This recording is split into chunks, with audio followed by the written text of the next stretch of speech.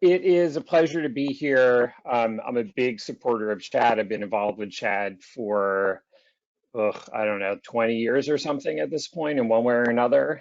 Currently, I'm the co-chair for the conference and very much looking forward to doing the conference again in November. So I'm a psychologist. I'm outside of Philadelphia, and I've been interested in ADHD for a long time, like, 20 years or so. And increasingly, I've become interested in how ADHD impacts a couple's relationship. So not just like all the practical stuff of ADHD, although that is still important, but how it impacts how a couple gets along with each other, how they raise their kids, all the rest of life that sort of is impacted by our relationships. And that's really what we're going to be talking about here today. Um, so obviously, ADHD is an individual condition in the sense that, one person has ADHD. But if you're in a couple where one person has ADHD and one person doesn't, then the ADHD of that one partner can affect their ability to kind of like be the partner that they want to be, to be able to be reliable, to be consistent, to, handle things in the way that really reflects who it is that they are. But it also affects the other partner's ability to be the partner that they want to be. And when we're in a relationship, we affect each other. Like that is what a relationship is two people who are affecting each other. Now, unfortunately, some of the struggles, the mistakes, the setbacks, that didn't work out as I had hoped, kind of parts of ADHD can be really easy to personalize in a relationship. So it's that old like if you loved me more, then you wouldn't be so late all the time or whatever.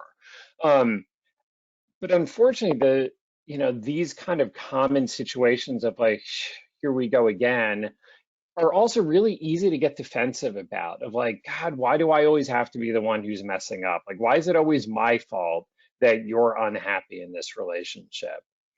So in general, overall, we look for partners who are reliable, consistent, and supportive, right? Because that's kind of an important part of adult life. And yet also, we want partners who are kind of fun and interesting, because that's important too. Like, you're not just like, business partners, like, you're hopefully people who enjoy spending time together.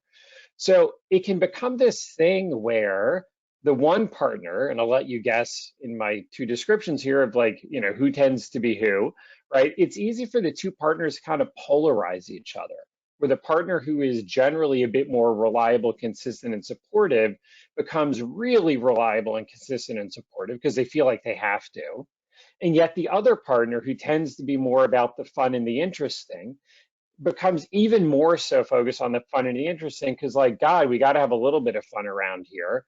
So they sort of push each other further and further out, and they become more and more of who they are, sort of, and yet also less and less of really who they are. Like, the balance gets lost as we push each other further and further out. So, in terms of then how do we negotiate this? How do we navigate these differences? Um, you know, Practical skills are absolutely important, whether it's a practical skill of how do I organize my stuff a little bit better, the practical skill of how do I feel less anxious about the things in the world I can't control, whatever the skills are. So, definitely those skills are important. I spend a lot of time talking to clients about, in strengthening skills and whatnot. So, we definitely want to reduce the symptoms of ADHD or of anxiety or of whatever the situation is. But at the end of the day, really the thing that we're all shooting for is a meaningful life, right? We want a life that feels interesting, that's satisfying, that feels like it's going somewhere. So the question then is, do the symptoms that remain, whether of anxiety, of depression, of ADHD, of maybe drinking a little too much, or whatever, to what extent does it interfere with living that meaningful life? And obviously, for most of us, a big part of a meaningful life is having satisfying relationships, in particular, our most important romantic relationship. And in order to keep those relationships satisfying, we have to work on ourselves, right? The relationship, the couple is strengthened by each of the individuals working on themselves. We're going to talk about how that can happen and specifically how that happens in couples where one person has ADHD. So here's a line that I use a lot, which is that I don't know if you guys can see this here. I'm gonna minimize that. That didn't seem to help. So a line that I use a lot is that a good relationship pushes you to become a better person. Now, we don't always like it, and we're definitely not always appreciative of our partner's generously shared wisdom. But hopefully, in general, the struggles of an important, intimate, romantic relationship pushes both partners to become a little bit better than who they used to be. And it has to be a partner who pushes you because acquaintances don't matter. Now, obviously, if we're talking about long-term committed relationships, for most of these couples, sex is a pretty important part of that relationship. Not the only part, not the most important part, maybe, but certainly an important part. So to keep your relationship good, you got to keep your sex life good also, probably. And to keep your sex life good, you got to keep your relationship good also, probably. So the goal here is sort of all of the above, right? We want all this stuff to be good, individually, as a couple, romantically, and sexually. Now, unfortunately, and this is, one of those slides that's news to nobody on this call here. Somebody who has ADHD, especially if it's not as well managed as one might hope, it can impact both partners' ability to feel secure in their relationship. And the reason is that we tend to look to our partner to be reliable in terms of what they say and what they do. And we also look to ourselves to feel like we can have some faith in what we say and therefore in what we do, which brings up a concept, this idea that was coined by Russ Ramsey, who's this great psychologist from Penn, who coined the phrase self-mistrust. And for a lot of folks with ADHD, again, especially when it's, undiagnosed, untreated, not particularly well managed, it's really easy to kind of distrust yourself of like, well, will I do the things that I say I'm going to do? I don't know. I would hope so, but you know what? History doesn't smile upon that answer. So that inconsistency of ADHD makes it harder for the partner who has ADHD to feel effective in the sense of being able to do the things that they know that they should do. It makes it harder for the non-ADHD partner to feel secure. Like, can I count on you to do those things that I would really like you to do? That's stuff that you say you're gonna do. But also vice versa, right? The partner with ADHD feels less secure if they feel like their non-ADHD partner is too often upset with them. And the non-ADHD partner has trouble feeling effective because they feel like, it's not working out. Like, I don't understand. We try to do this stuff and it doesn't become any better. So these escalating battles, especially when they don't lead to productive outcomes, they make both partners feel less secure. So this is like the unhappy place that couples wind up. And obviously, this is a setup for actually getting it to a better place, which is really kind of the goal of what we're talking about here. You don't need to come to a webinar to find out what's bad. You want to come to a webinar to find out how to make things better. So I have another saying that I use, which is that ADHD doesn't invent new problems. It just exacerbates the universal ones. So these are the problems that individuals face. It is also the problems that couples face. And I think that this is kind of an important concept because especially if you're in a relationship that's really struggling at the moment, it's really easy to lose sight of this universality and to feel like, you know what, nobody else has the struggles we do. And in some ways, maybe the specifics, okay, not exactly, but in general, yeah, they do. Like every couple has a lot of the same struggles. It's just sort of dressed up a little differently. And that's kind of a helpful thing to know because it means that some of the universal lessons are really going to be helpful for lots of people. So every couple out there, whether one partner has ADHD and one doesn't, both partners have ADHD, neither partner has ADHD. Two men, two women, one man, one woman, one whatever, whatever, whatever. Like every couple out there needs to negotiate different desires, different needs, different preferences, different ways of doing things. Now, if one of the folks has ADHD and one of them doesn't, then it can exacerbate some of those struggles that every other couple is going to have. But again, it doesn't invent new ones. It just adds a bit of fuel to the existing fire. It's really easy in those moments for ADHD to become the scapegoat. We would be happy if you didn't leave your crap all over the place. Or if you're on time more, I wouldn't be angry so often. Or if I could count on you to put the kids to bed without me having to remind you, then we would be fine. And, it's not completely crazy. I mean, like there is something to those claims. And yet, it's not the entirety of the relationship. There are other things that would still need to be worked on. So it sort of creates this question then of what is the symptoms of ADHD? They need to be treated or managed. And what is just personality differences to be accepted? And this is kind of an old example, but I had this couple I was seeing, guy had ADHD, woman didn't.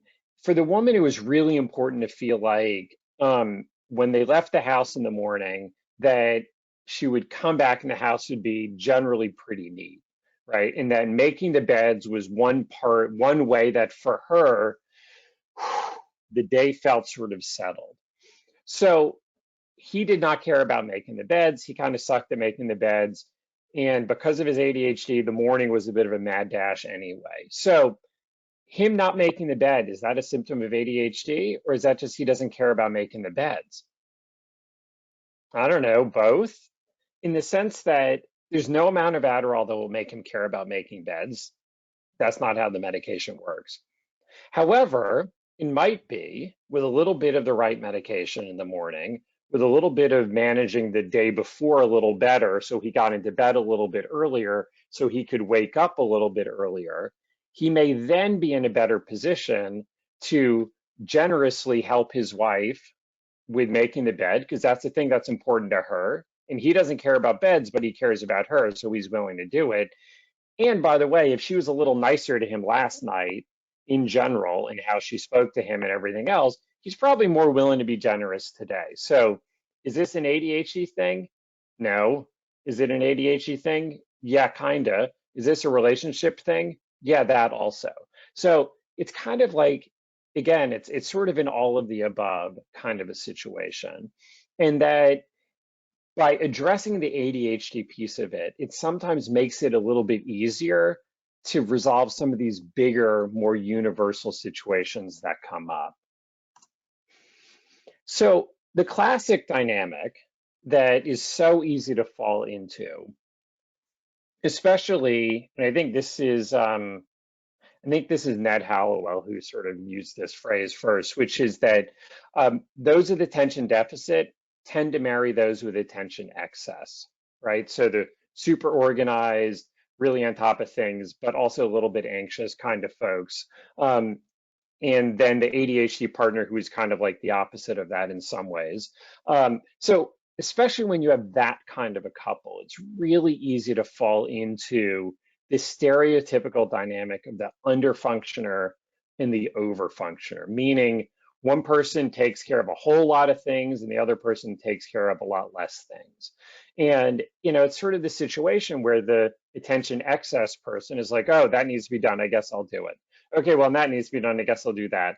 And I guess that needs to be done. Yeah, I don't really like the way you do it, so I'm going to do that one too. They take it over and they take it over and they take it over. And it makes sense. It sort of works in a way, at least initially, until you have screaming babies that wake you up in the middle of the night, and then it's a lot harder to be generous all the time. But you fall into this pattern of kind of dissatisfaction, and there's all the kind of anger, the nagging, the avoidance, the cover-ups, the lying, the accusations, the taking it personally, all of which makes sense and none of which is fun. And definitely nobody is winning. So it's that sort of like death by 1,000 cuts kind of a thing. ADHD is definitely the obvious contributor. Dude, you need to be a little more reliable. But the other person is still half of the relationship. And the reason why that's important is if you, whichever partner you are, if you're sitting around waiting for your partner to change in order to be happy, as if you're like waiting for a sunny day, which you have no impact on creating, it sort of robs you of all the power that you have to actually do some things and make it into a better situation. So this kind of brings us to this idea. This is a little bit of a rework of a line somebody else used, which is whoever wants something the last or the least has all of the power. And this could be, I don't know, fun things like sex, that whoever is less interested in sex tends to most of the time be the one who says, okay, I guess tonight. Or it could be kind of more annoying, boring things like overflowing trash cans. Whoever has the least tolerance for an overflowing trash can is most of the time going to be the one who says, all right, we got to do something about this. But the problem is, whoever wants something the least is also going to be the one who gets the nagging. So if your partner always gets fed up with the overflowing trash can first, they're going to be on your case about doing something about it long before you get on their case about doing something about it. And this is the trap that too many couples with one ADHD partner fall into, that the non-ADHD partner often activates first. We got to do something about the trash can. We got to do something about signing the kids up for summer stuff. We got to do something about, I don't know, getting ready for dinner. And this is especially true when the guy has ADHD and the woman doesn't. It sort of exacerbates some of those already fairly universal gender imbalances. And it just becomes even more of a chase dynamic, even more of a tug of war. And unfortunately, once a couple kind of gets into that chase dynamic, let's be honest, nobody's bringing their best. Nobody's being generous, considerate, thoughtful, direct and assertive rather than, commanding and, oppositional. So, in those kind of bad times, those dark times that couples can fall into, it's a tough place because both people are unhappy. Neither one knows how to change it and how to get out of it. Like I said, neither person's bringing their best to what happens. And unfortunately, we can't expect our partner to behave better than we do. If I'm not bringing my best, I cannot expect my wife to respond with like gracious generosity in the face of me being, kind of a jerk about something. So the good news is that the medication for ADHD, especially the extended release stimulants, they work pretty well, actually. And certainly, if you create some good systems and reminders, and you get your sleep a bit more on track, and maybe get rid of some clutter or whatever, it can definitely help a lot in terms of quieting some of the chaos that can come from poorly managed ADHD. But it still isn't going to resolve some of those deeper dynamics of how do you and me resolve the differences that we have. So because ADHD, like many things in life, can add additional struggles, it puts more pressure on both partners to then work well together, to be good teammates, to bring more of their best to the ways that they interact with each other. So I think it's important then, in terms of that negotiation, to have some conversation about the difference between preferences and limits. So preferences are the things that we prefer, obviously, right? It's based on our personality, based on our experience, based on whatever reasons, for whatever quirk of who you are and how you got here. These are the things you like more, and those are the things you like less. They are not factual, right? The fact you prefer vanilla ice cream instead of chocolate, and no matter how spectacular a case you can make about why vanilla is superior, It is not a factual thing, right? Some people like things this way, some people like things that way. Getting moralistic about our preferences doesn't actually help. Now, we can choose to be flexible, though, about both the end result of here is how I would like things around here, but also sometimes about the means by which we get there. So I might do it my way, you might do it your way, but at the end, we generally wind up at a place that we can both sort of feel okay about. Now, having said that, um, within preferences, we have a small subset that are limits. And these are the preferences that we can't flex on, at least without selling out our integrity. And the reason why these are important is if you ignore the limits, it's going to spill out somewhere else. And this could be something like, you know what?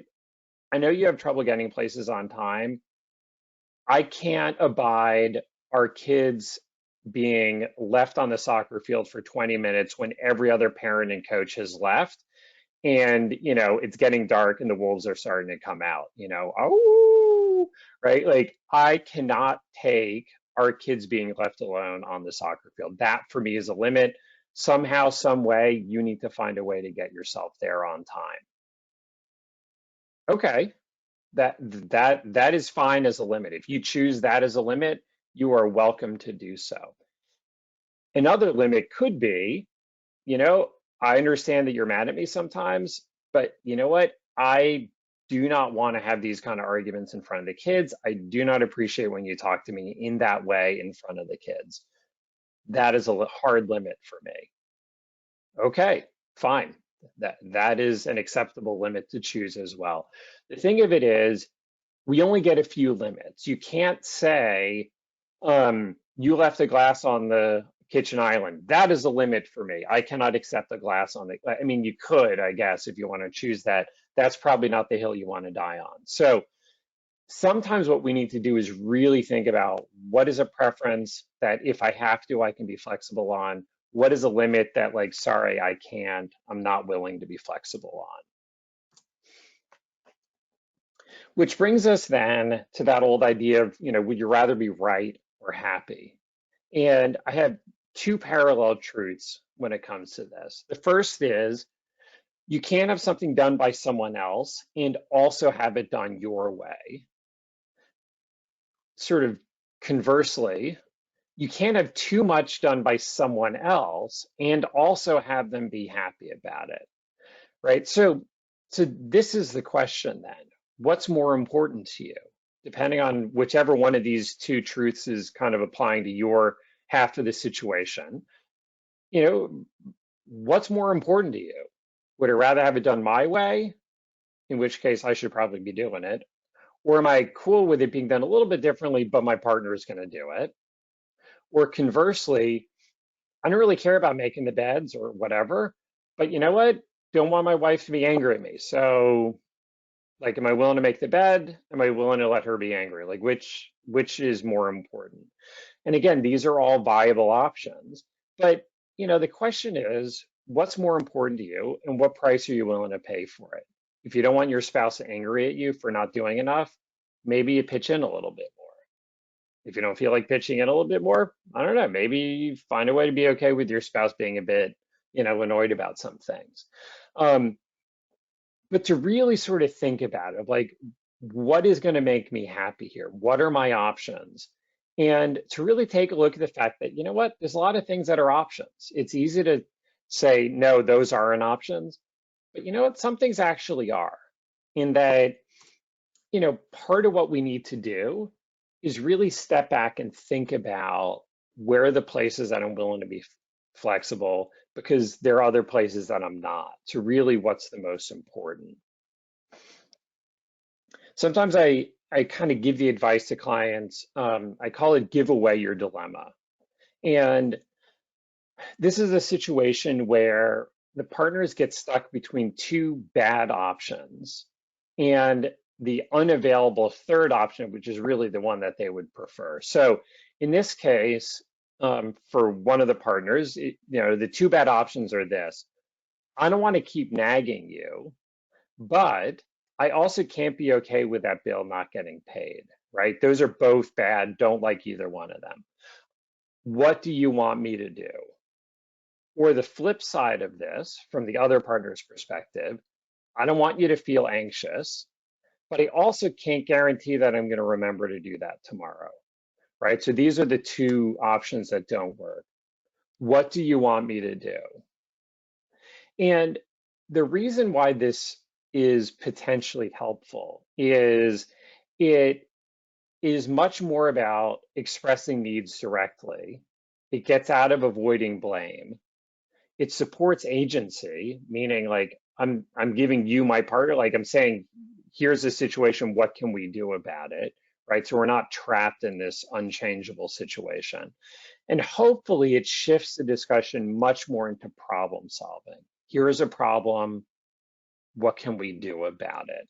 So it's not about commanding, it's not about demanding, it's not about guilt or blame or any of that other stuff. It's about how do we fix this? And that's really kind of what we want to do in relationships. We want to be moving the ball down the field.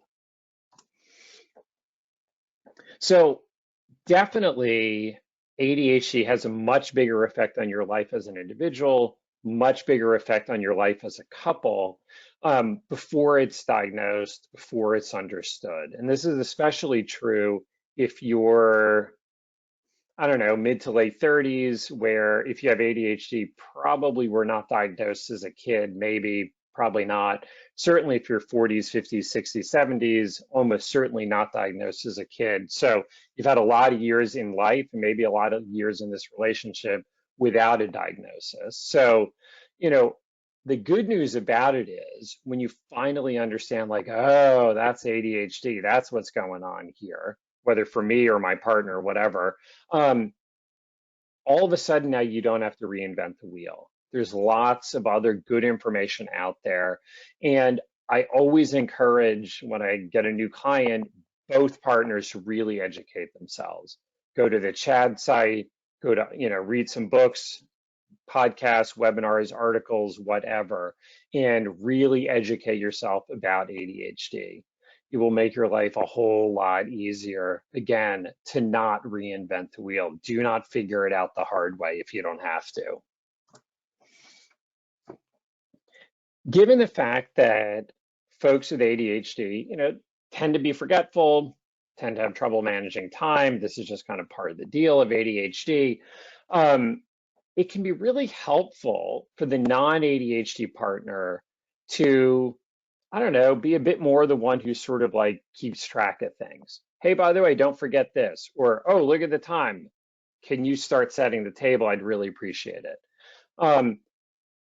It makes sense that the non-ADHD partner is going to be a bit more of that one who sort of keeps track of things. And that is totally fine as long as it's done respectfully. And that means reminders are given respectfully and that they're taken respectfully. This is not a parent-child thing. This is not a command thing. You don't work for me. This is a two equals, two peers being good to each other kind of a thing. And that is the key of it. It cannot, if it falls into a parent-child thing, you are in trouble because nobody wants to be married to a parent or a child. So for the non-ADHD partner, the key here is to not let resentment build so that reminders are given angrily. Like if you finally wait till you're fed up before you say it, it will not come out respectfully. It will come out as a command, and it'll probably have a good heaping of guilt and blame and everything else behind it. Then if your partner actually does the thing that you're asking them, show a bit of appreciation. Maybe for you, it's not a big deal that they did it, but maybe it was a big deal that for them that they did it. So show a little appreciation, always helpful in relationships. If you're the partner with ADHD and you forgot, you're like, oh crap, I didn't do that thing, then, just own it. And better yet, actually, before you get to the point where you're like, ooh, I didn't do that thing, push yourself to do it. Say like, you know what? This is important. I said I would do it. I want to be the kind of person who does the things they say they're going to do. My partner's happiness is important to me. fine, biting the bullet, here we go, let's do this. And either do it in the moment, or if lo and behold you get sidetracked, which will happen in life, fix it.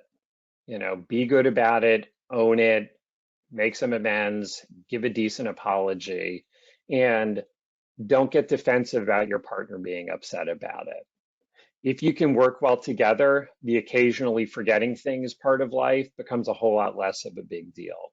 It's the being pissy to each other that is the big deal. That's the deal breaker in relationships. In general, in terms of this whole thing here, there's a lot of managing ADHD that can be, there's a lot that you can do to kind of manage ADHD a little bit more effectively so that both partners are happier, both partners got a little bit more fuel in the tank, so to speak, in order to kind of react well when life goes a little bit sideways. So, definitely medication, as I sort of said before, I'm a big proponent of medication for ADHD for the folks who need it. Definitely coaching and organizing, so you have better systems, a bit less chaos in your life. Therapy, whether it's individual therapy or couples therapy or family therapy, to kind of build a stronger mindset, to understand the ADHD part and how that's affected your life, maybe address some comorbidities like anxiety or depression or drinking a little too much. And just in general, help the partners work better together and get a bit more on the same team.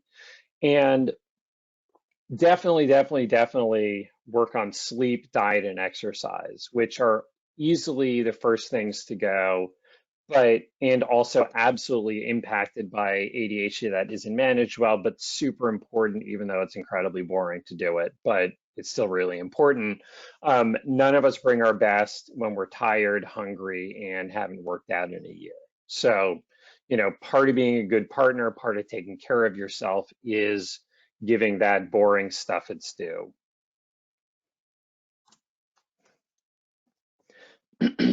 As I've said before, ADHD can absolutely create feelings of powerlessness in both partners. Kind of this feeling of like, I don't like where it's going, but I don't know how to make it different. But if you or your partner, whichever one you happen to be, if you're unhappy about the situation, a big part of what we do in therapy is kind of help clients take a look, like, okay, what is going on here? Let's understand the situation, what happens between us. Let me try to understand my motivations, like why am I doing what I do? Let me understand my partner's motivations, why is she doing what she does? How do we work well together? What are our other options? Where are the places that I'm stubbornly persisting and keep doing things that don't really work? What are the things that I'm avoiding that, like, I should really talk to her about that, but for some reason I'm not. So why am I not doing it? So to really kind of take a look at what is happening in the relationship, what are you expecting of each other, what are you expecting of yourself, and find better ways to kind of divide up what is this stuff that you really put in the effort to try to change, and where are the things you're just like, what, my partner's great in a lot of ways, or our relationship is great in a lot of ways. Here's some stuff that isn't great, but what? I don't think that's going to change. Like, that sort of is what it is, but I can be okay with that because the rest of what's going on is better. Obviously, you got to make some other things in the relationship better. You can't accept too many things or the relationship isn't worth keeping, but also not everything is going to change. So we got to find that right balance between changing and accepting. So this is what I call between the hammer and the anvil. And, you know, like like hammering iron, I guess a lot of sparks can fly or something. I don't know where going with this, but relationships, once they become important to us, meaning that emotionally we're attached to the person that we're with, like, we love them, we're connected, we love our life together, we'd feel really devastated to not have them in our life. Or maybe logistically, of like, we got a mortgage and kids, and like, ugh, God, the thought of getting divorced, I don't want to deal with that. However it is, high barriers to growth, like, or high barriers to exit, meaning it'd be really hard to leave this relationship. They kind of, it creates this dilemma, which is to end the relationship is way too painful. I can't consider that. And yet at the same time, staying in the status quo, like doing what we're doing here, ugh, that's too painful also. Like I can't stomach that idea either. So in that dilemma then, and sometimes this is where we need to get really stuck and miserable before things change. Hopefully not, but sometimes that is. In order to get out of that dilemma requires one of two possible third options. For some people, the solution is they need to find a way to tolerate leaving. And I'm not necessarily advocating that as the best way to solve problems in a relationship, obviously. And yet sometimes, you know what? Sometimes two people are not really going to be great together. So maybe ending the relationship actually is the better way to go. But alternatively, and as a couples therapist, I'm going to say hopefully, hopefully the better option is to find a way to actually make it worth staying. Like I'm here and I'm happy to be here, and you're also happy to be here. And it's in this process of being unhappy with the status quo, but not willing to leave. That is the pressure that sort of pushes us to become a better person and to push our partner to also become a better person. In order for that to happen, sometimes we need to be able to be okay with things not being okay. So what that means is sometimes we have to tolerate our partner not being okay with the situations that they create for themselves. So this could be for the partner with ADHD to kind of deal with their own self-inflicted problems. You know, you left something at home, I'm not going to bring it to you. Or you're going to go meet your friends, I'm not reminding you about meeting your friends. Like I'm going to get in your case about getting to work on time because I don't want you fired. But it's not my job to be your social calendar keeper. If you stand up your friends, that's between you and them. Or for the non-ADHD partner, if they have a high need for certainty, like I need to know what's happening, I need to be able to predict it, I need you to be consistent, to, in a respectful and loving way, to say, you know what, I cannot be as consistent as you need me to be. That is not who I am. That is not a strength. I don't know that it ever will be. I will work on getting better, but there's only so much better I'm going to get. In that sometimes being caring for our partner means being able to sort of hold steady, to be able to sort of stay somewhat calm in the storm while our partner figures out what they need to do. And this might mean not volunteering to solve it for them. So, for example, the partner with ADHD who is starting to pay a price in their other relationships for always running late, let's say, perhaps realizes, you know what, I need to work on this for myself. This is not about my partner giving me a hard time. Like, this is about me. Like, for myself, I'm making a choice here. Or alternatively, holding steady without volunteering to be the scapegoat. So for the partner maybe who has ADHD, to tell their kind of more anxious partner, you know what? I understand that you really like certainty. It's not, it may not be exactly my thing, but I get it for you while that works. And I'm all in favor of you having certainty, but I'm not willing to promise what I can't deliver. And I'm also not willing to be the one who's always to blame for why you feel anxious. I think you need to find some ways, you need to work on being less anxious in your life separate from me. I will be supportive. I will do the very best that I can to be the partner you need me to be, but I can't be the perfect partner if that's what you need in order to not feel anxious. So it's being considerate, it's being respectful, it's being loving, it's being generous, but not to the point of being more than you can be, not to the point of promising what you can't give, not to the point of giving what you then will feel resentful about having given. And this is a hard thing to find sometimes, but this is where the couples who are really doing well, this is where they've gotten to, where what they give is freely given and they can receive in a good way. They can call each other out, they can be called out, they can hear honesty, they can give honesty. So this is ultimately where it is that we want to end up in our relationships. So one of the things is, well, there's a lot of things that are actually really cool about working with a lot of clients with ADHD, but one of the things that's really cool about it is the folks who come in and they finally get a diagnosis of ADHD and it becomes this like total game changer for them, where they really, really understand their life in a whole different kind of a way. And as much as there can absolutely be a sense of kind of anger about the injustice of the past, there can be a sense of like, God, if only we had known, how much suffering would we have prevented? And that is totally valid. There's a lot to be said for recognizing, you know what, we have better times ahead. Like knowing what we know now, we can create a whole different relationship for ourselves, a whole different life for ourselves.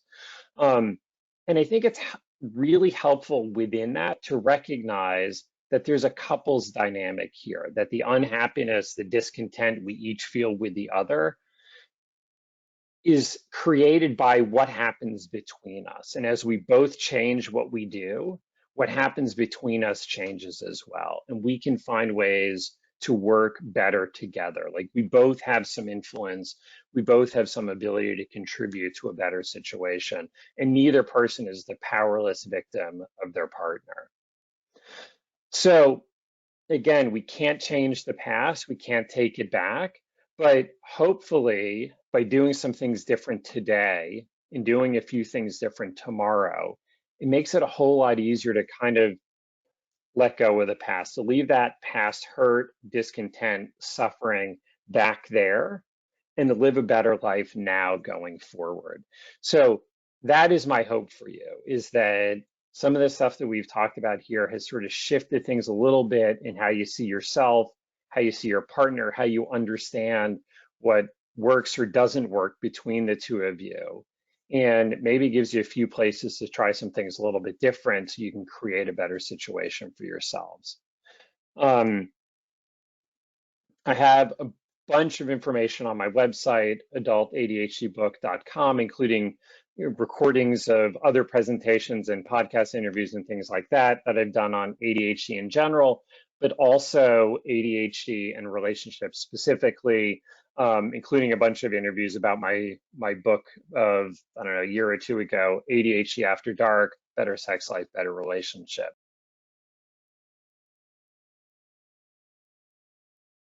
The first question is, do you have any advice for couples if the person with ADHD either cannot take medications because it's ineffective or unaffordable?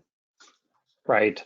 Well, so in terms of this, the good news is, generally speaking, the extended release stimulants, most people, like 90-something% of people, will find at least one medication that tends to work pretty well, right? So at the level of group averages, that's awesome. Now, having said that, even if it's 1,000,000 to 1, if you're the one, it doesn't matter what happens to the other million. So there are indeed some folks who medication just doesn't work for. Either it doesn't work well enough or they can't tolerate the side effects, and that's kind of a bummer when that happens.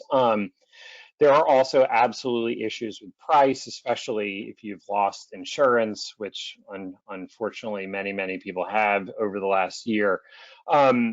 In that case, if the extended release stimulants are too expensive, sometimes the short acting, although generally they're not as desirable because they're a bit more variable and you got to remember middle of the day doses, they're definitely cheaper. So that might be an option to consider. But if the medication, if you've really exhausted all your options, then you got to go to plan B. Although frankly, even if you get a great response to medication, you still got to do all that plan B stuff, right? You still have to be motivated to work hard. You still have to be willing to, I don't know, write things down, not just try to remember them. You still have to be willing to get rid of distractions before you're distracted. You still have to be willing to really make an effort to take your bedtime seriously and get enough sleep and all the rest of the stuff that everybody in the world needs to do. So medication definitely makes that stuff easier when it works well. But if medication is not an option, then you still need to do the rest of all that good stuff that is recommended, on the CHAD website and in the books and everywhere else. The next question is, what can the partner without ADHD do to convince their partner who is in denial to be evaluated for ADHD? Yes, this is a question that comes up. So the advice that I would give is, sit down, find a calm moment, and say, there is something I would like to talk to you about. Maybe you think I'm crazy, maybe you think I'm wrong, but at least hear me out. These are my reasons why I think that ADHD might be an accurate diagnosis for you. And this is how, if it is true, and if we then begin to do something about it, this is how I see your life and our life being better together. And you explain the rationale. Then you have some conversation about what's the reservation? What are your hesitations about getting the evaluation? Maybe I'm wrong. I mean, I don't know. Maybe I am. But if I am, so what? What's the problem? What's the big deal if I'm wrong? But maybe more precisely, what's the problem if I'm right? Like, if you do have ADHD, what would that mean? And my guess is probably what it means in their head, not accurately, is that means there's something wrong with me. That means it's official. That means I'm a bad person. That means I'm stupid. That means I don't know what, but definitely nothing good. So maybe that's the thing that needs to be discussed of like, what are the implications if this is the correct diagnosis for you? And this might be a conversation that needs to be had a few different times, like it's not a one and done kind of thing, to really get at what's the pain and suffering there, what's the fear of what the diagnosis might mean. If you stall out, if your partner is not willing to have that conversation, then maybe part of what you do is you just say like, look, here's the deal. I think this is a part of what's going on. I'm feeling kind of burned out on having to do more than my share in this relationship. I'm starting to resent you, and I don't want to resent you. Like, that's not who I want to be. This is not the relationship I want to have. So here's the deal. In order to resent you less, I'm going to start pulling back on some of these things. And you do what you're going to do, right? These are your things to solve. Now, obviously, you choose the things that don't matter as much to you as they do to your partner, but you just say like, look, these are yours, good luck, take care of it. And perhaps as they maybe don't rise to the occasion and they begin to struggle and they begin to suffer, and then they may see a little bit more of like, oh crap, I guess maybe this whole ADHD thing actually, maybe there is something to that. And maybe now they have a little bit more at stake to really kind of take a look at it and see if there's something that can be done here. The next question is, a partner with ADHD usually craves excitement, while the partner without ADHD, as you described earlier, is typically more calm and stable. How can the partner without ADHD bring more excitement to the relationship so things don't get stale and the partner doesn't become bored and stray to more exciting things or even worse, other people? Yes. Okay, so this is well, these are all good questions. But so the advice I would give in this case is, first of all, this has to go both ways. This has to be balanced. It cannot simply be what can the non-ADHD partner do to make the partner with ADHD, more entertained or something, right? It has to go back the other way. If a relationship is not fair and balanced, somebody is going to be unhappy, and then something problematic is going to come of that. So, so I think there's some conversation to be had, like, so you as the non-ADHD partner, like, what would it take for you to feel more comfortable doing some more exciting things, whether it's going out and doing stuff, whether it's sexually, whether it's whatever, right? What are the things that will help you be more willing, more generous, more comfortable doing some of these things? And, maybe it's one of those things like, you know what, if I got some more help around here, if I didn't feel so burned out having to take care of too many of the responsibilities, I'd have a bit more energy and frankly kind of willingness and generosity to do some of these other things with you, right? So maybe that's where the conversation goes. Um, and then, for the non-ADHD partner, to ask the partner who has ADHD, like, why is this important to you? What do you want to do? What is interesting? And, let's talk about like what are, yeah, that sounds good. What are, I don't know, maybe, and what are hard no's? And maybe for some things, I don't know, you go and do some things differently. So, it used to be if I'd go to concerts, I'd drag my wife along, and she didn't really like it that much, especially back in the days when people would smoke in concerts, and then she was miserable, and then I was pissed at her because she was ruining my good time, and she was pissed at me because I'm being a jerk. Fine, here's the solution. I don't go to concerts with her anymore. She stays home and is so much happier, and I go out and see a great band, and I'm so much happier. And then we'd go do other things together. So, maybe that's part of the solution.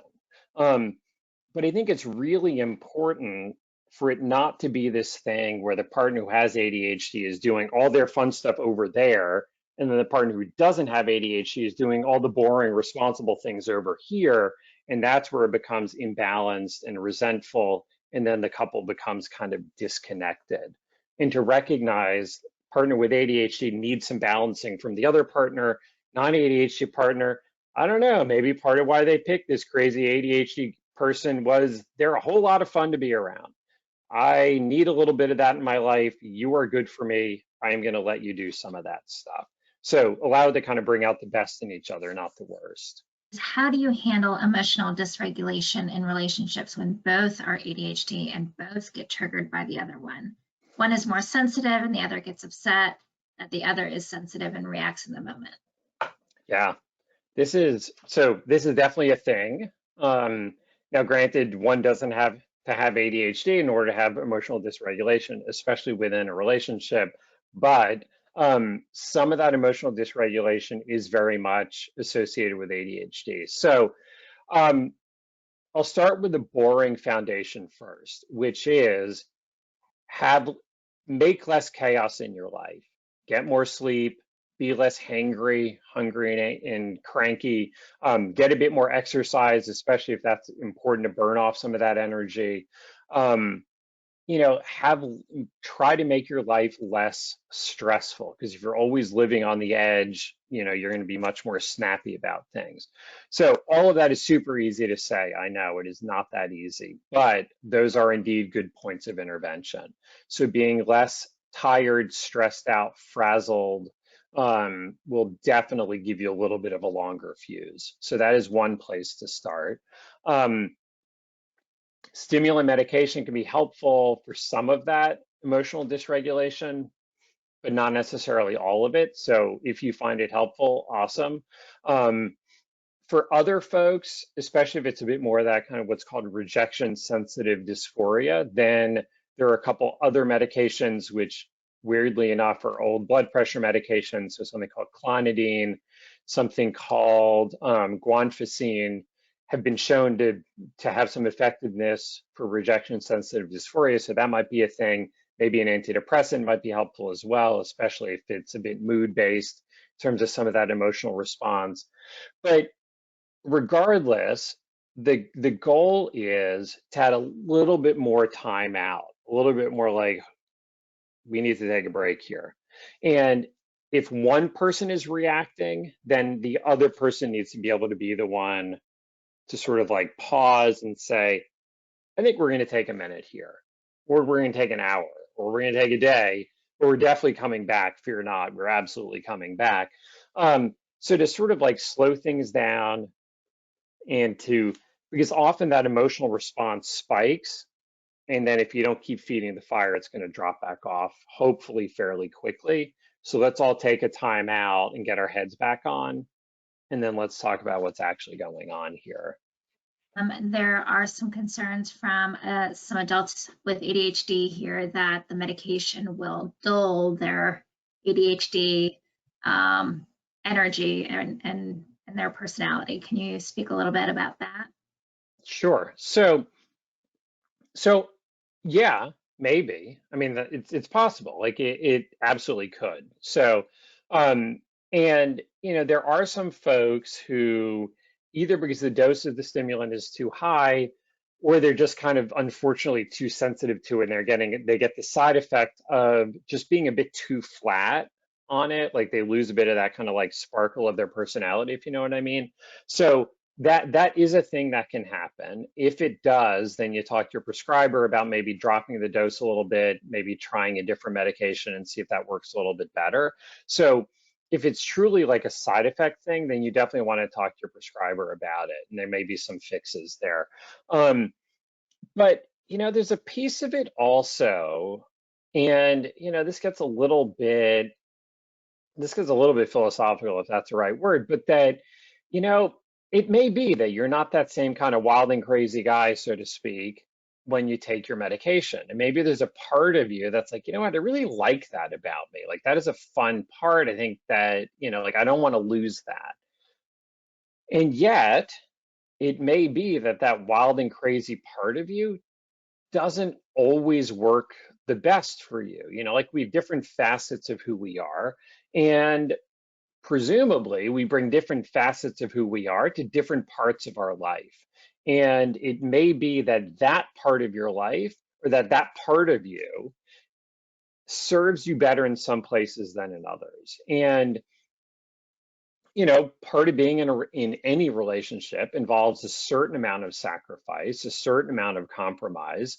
Like that is a part of the package deal. You don't get the good stuff of a relationship without giving up at least a little bit. If you're giving up too much, then that may not be a relationship that's worth it. But I do think it's reasonable for your partner to have some expectations of you, just as I hope you have some expectations of them as well. So, this may be kind of a conversation to have of, why is it important to me to be a bit more of myself? Why do I think this is a good thing for me and for us? Why do you feel like maybe a little bit less of that would actually be a better thing? And to really kind of talk it through and to really come to a decision that you guys can both kind of live with. So, so as much as we talk about medication as if it's this kind of straightforward thing, like there's a lot of individual choice and preference that goes into it in terms of what it is that you're looking for. As a non-ADHD partner, what is a good source or resource for how to be a better partner? So I'm going to give two answers to that. Some of it is, it's like a thing I've said already here, which is to really, really, really educate yourself about ADHD. That the better you understand it, the better position you're in to know what is reasonable to expect of your partner, what's less reasonable, what are the better ways to make good things happen. So definitely spend some time educating yourself about ADHD in general.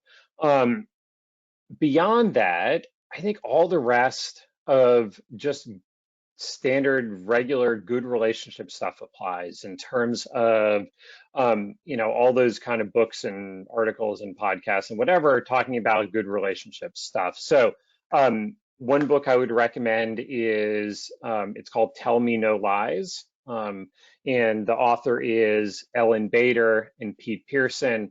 And just, I think, a really good relationship book. There's a lot I like about their model, but, it's really about being clear about what you want, being clear with yourself about really what is most important versus what is kind of important, but if push comes to shove, you'd be willing to be flexible on. It's about being able to be clear with your partner about what it is that you need and are looking for from them, and being clear with what they want from you. And, this is that universal part that ADHD can totally impact this, and it can impact the ability to sort of follow through with intentions, but nonetheless to feel like you're on the same team and that you're working together to meet both people's needs and to feel like, you do have some ability to influence what happens in this relationship, and to feel like you have a partner who's willing to do their part of it as well. Like if you're working hard and you're willing to make some sacrifices, to feel like your partner is able and willing to make some good sacrifices as well. Thank you very much. I want to thank you for the presentation and answering all these questions. It was great. It was really, really helpful. And everybody is saying thank you for the information that you have shared.